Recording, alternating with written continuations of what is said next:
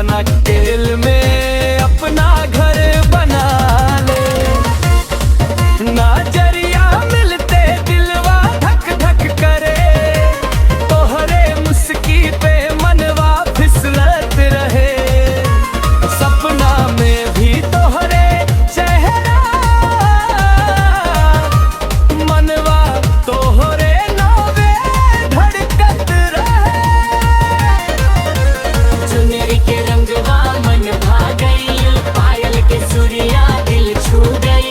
एक नजर के छोटा इशारा जीवन भर के याद मगला, जीवन भर के याद मगल। मस्ती के मौसम आइल बा, मनवा आज बहकल बा।